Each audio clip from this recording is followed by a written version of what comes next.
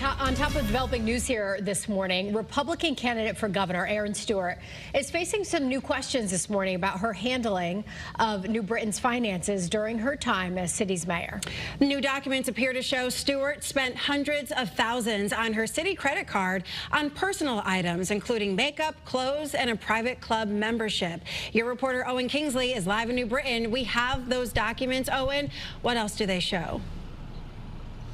Well, what it shows is diapers, dinners, and many other things were purchased using her city credit card, racking up a more than $200,000 bill in 9 years. Now, this morning, many are asking whether some of these could have been personal purchases.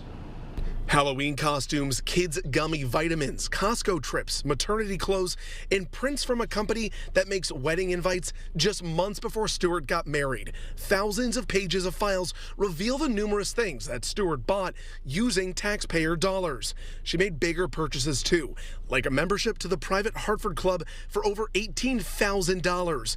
On or around her birthday for 4 straight years, she spent hundreds of dollars on dinners. All of these charges came between the years of 2016 and 2025. Taxpayers in New Britain want to hear from Stewart whether these were justifiable purchases with city funds. Connecticut is already kind of high as far as tax and things of that nature, people trying to make ends meet. We're all in this together, so it's just very unfair. We've reached out to Stewart's campaign team, and as of right now, they are not making any comment about these allegations. Your reporter in New Britain, I'm Owen Kingsley, Channel 3 Eyewitness News. All right, Owen, thank you. We'll keep you updated on that. New Britain's current mayor, Bobby Sanchez, says the claims are an appalling abuse of taxpayer dollars, adding the people of New Britain work too hard and pay too much in taxes to have their money treated like a personal checking account. Well, this is not the first time that Stewart has faced questions about the handling of city's finances.